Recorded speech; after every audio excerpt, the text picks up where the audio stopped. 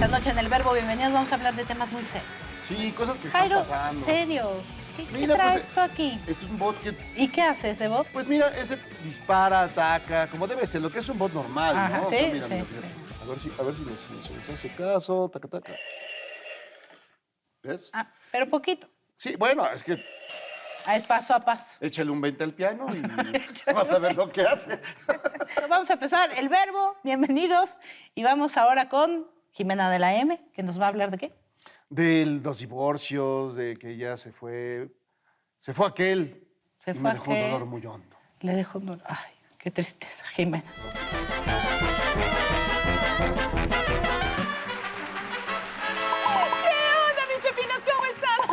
Feliz, y es que según el INEGI en el 2018, los divorcios en México aumentaron en un 6.5%. Eso quiere decir que los mexicanos se divorcian más y se casan menos. ¿No está tipo increíble, güey? Ay, sí, porque si ya no voy a ser la única rara por estar divorciada. Al contrario, voy a estar a la moda. Bueno, y entre las causas más frecuentes de divorcio están la diferencia de edad, escolaridad y actividades entre las parejas.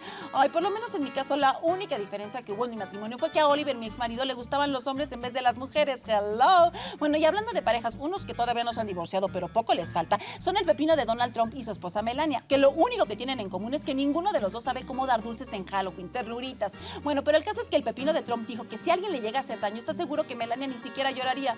Le aviso que nosotros tampoco, se ubican, ¿no? Bueno, y hablando de parejas, unos que ya duraron y que nadie daba un centavo por ellos y están por cumplir 19 años de casados, son Thalía y Tommy Mottola, que aunque muy enamorados, se hacen bolas con las fechas, igual que Nicolás Maduro, sí, porque ponen el arbolito de Navidad en pleno Halloween. Hello, Kitty. Bueno, se cuidan mis pepinos, besitos. No vaya a Siria, venga a México. No, la verdad. Hoy Claudia Juárez nos habla acerca de la promoción que hace el gobierno sobre el país. Sobre la patria, que ahí es donde ir. Sí, mucho. Amigos del Verbo, el gobierno mexicano trabaja en la difusión del país en el extranjero y aquí les cuento más detalles. Con el objetivo de promover el vínculo con el país, la Secretaría de Relaciones Exteriores puso en marcha la Semana Global de México. Se trata de una iniciativa global mexicana con más de 600 eventos y es coordinada por el Instituto de los Mexicanos en el Exterior, con apoyo de las embajadas y consulados de México en el mundo. Esta iniciativa de los mexicanos en el exterior es para visibilizar la diversidad e importancia de las comunidades que viven fuera de México en rubros como cultura, gastronomía y música. El turismo es un factor fundamental de crecimiento económico, por ello, la importancia de invitar a los ciudadanos del mundo a venir a conocer el país. Yo soy Claudia Juárez, hasta la próxima. Ahora vamos a la entrevista.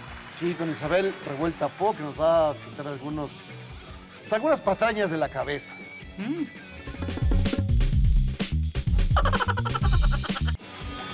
Y estamos aquí con Isabel Revuelta Po, historiadora. Gracias por venir al Verbo, Isabel. Gracias por ustedes por la invitación, encantada. Muchísimas gracias. Muchas cosas que hablar de historia por estos días, Sí, ¿no? porque además ya están los 500 años.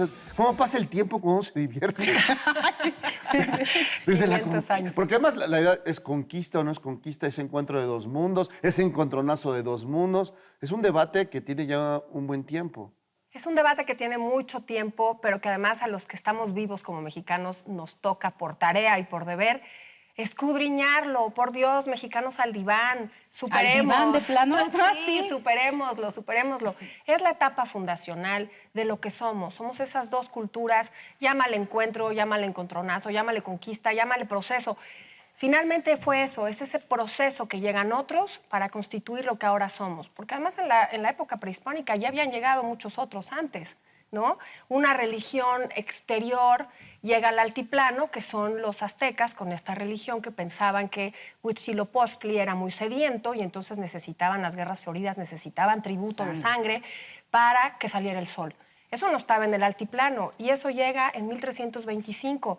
Lo imponen por la fuerza, con la espada, ¿no? Finalmente. Entonces, ¿por qué no entender que también el tema de los españoles que llegan es otro proceso en estos grandes milenios que tenemos en México de historia? Claro. Ahora, nos hablabas antes de empezar a grabar sobre las cosas que desconocemos de la historia, los mitos cotidianos que tenemos los mexicanos. ¿Qué es lo que más te enoja cuando tú lo escuchas? A mí lo que más me enoja es que 300 años de nuestra historia se borran de un plumazo o en un párrafo. Yo soy de esa generación que en los libros de historia se hablaba de todo lo malo, malísimo que nos había sucedido en el mundo, en nuestra vida como mexicanos, pasó en la colonia. Esos gachupines, esos españoles que nos hicieron, que nos... No hay nada más terrible que no conocerte. Es como si en tu familia te quitaran la mitad de tu historia. ¿Por qué? Yo quisiera, la verdad. Hay unos parientes que quisiera desaparecer de mi pasado, pero bueno. No, sin duda, sin duda. Pero a lo que voy es que la historia está mal contada, está sesgada. Esa historia oficial, maniquea, de claroscuro. Bueno, Sí, al buenos y revés, hay malos, claroscuros. ¿no? Al contrario, de estos grandes mitos, de estos grandes héroes y de estos grandes villanos, lo único que hace es que nos aleja. Fuimos Es más... como el inicio de la polarización, ¿no? ¿O cómo? Es una polarización. Me suena eso, ¿no? Katia, Histórica, tienes toda la razón. polarización histórica. Exacto, porque además, si lo planteas de este modo, hemos sido más tiempo virreinato de Nueva España, 300 años, que México independiente, o que aztecas, o que teotihuacanos. Me explico, fueron 300 años muy importantes, lo que somos, lo que creemos, lo que nos gusta, lo que no, la idiosincrasia, es de ese laboratorio de tantas generaciones que se dan durante esos 300 años. No fue un plumazo. Hay como una ambivalencia, ¿no? Es decir, sí tenemos esta idea muy ultranacionalista, ¿no? De este México, de estas tragedias que hemos sobrevivido a ellas, luchado, desarrollado, es decir, en el medio de una vorágine histórica. Pero por otro lado, hay también un cierto, no sé llamarle menosprecio, pero sí un cierto desdén sobre también nuestro propio pasado, ¿no?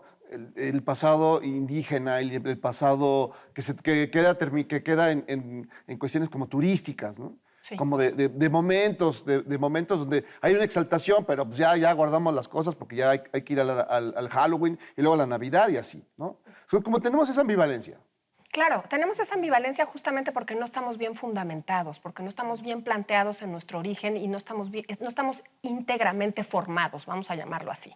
¿Qué pasa? Cuando a ti te dicen durante el siglo XX, porque esto es muy de reciente el siglo XX a principios, que oficialmente tienes que obligarte a decirle a tus hijos y a ti que fueron los españoles los causantes de todas las desgracias. ¡Malditos! Exacto, y que aquí en México, bueno, en México Tenochtitlan todo era belleza, todo era justicia, todo era bonito, todos eran héroes y todo era una maravilla. Por supuesto que no.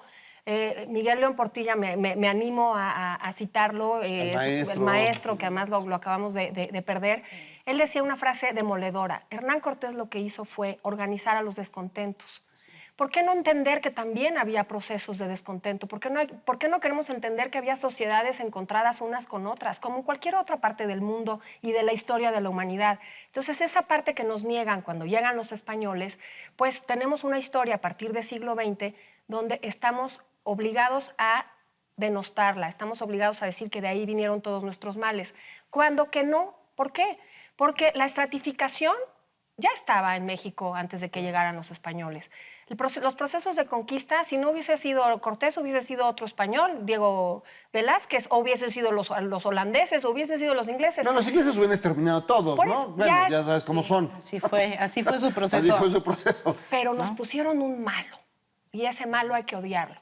Pero ese malo es la mitad de lo que somos. Y la estratificación, me llama mucho la atención que lo dijiste, porque creo que también eso es algo que nos marca y nos sigue marcando aún hoy en México, ¿no? Hoy lo llamamos quizá discriminación, ¿no? Pero es un hecho que pues somos una sociedad estratificada, discriminadora. Sin duda. Ahora, no podemos ponerle nuestra visión porque entonces es anacrónico, ¿no? Los conceptos que se manejan en esa época, vamos a pensar, ¿no? Si tú habías nacido Macehual, así morirías para siempre. Si tú habías nacido para ser Tlatoani, era inamovible, como la época. Eso no lo traen los españoles.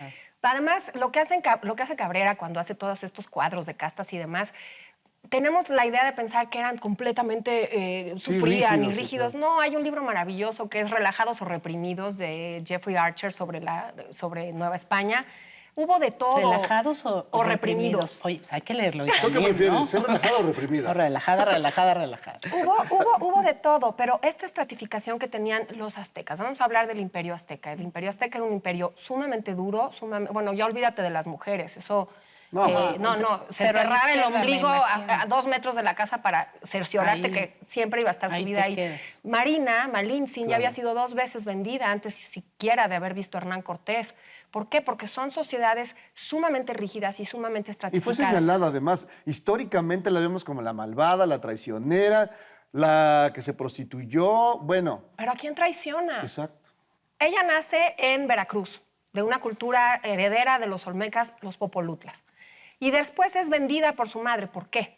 ¿Por qué es vendida o regalada? Porque los aztecas pensaban, los mexicas, hay que hablar un poco más en el tiempo, los mexicas pensaban que los matrimonios principales, como el de su madre, porque muere su papá y ella se vuelve a casar, el matrimonio principal, los hijos eran protegidos para que no se los llevaran a las guerras floridas o no eran material de tributo.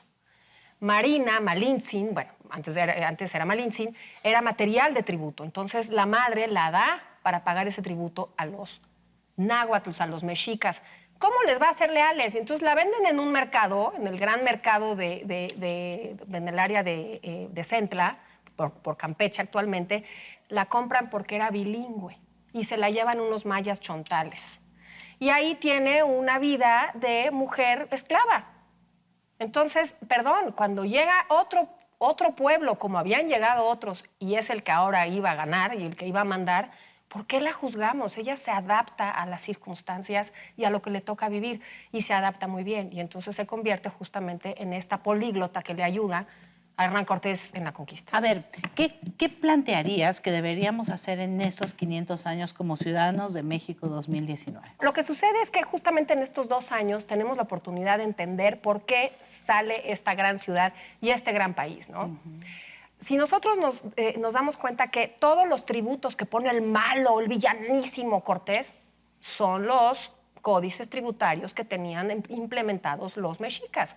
A todos los... O sea, mantuvo- Seguramente secuestró la hacienda y ya, pero ya estaban los Cambió. impuestos. Mantuvo los usos y costumbres. Le parecía específico, le parecía sumamente Lógico. eficiente, lógico, y así siguieron siendo los tributos. Entonces, eso es lo que debemos de rescatar estos 2 años. Rescatemos esa parte de nuestra historia que finalmente, sí, con mucha sangre, sí, con una gran, un costo humano, vino la viruela, que eso es una cosa terrible.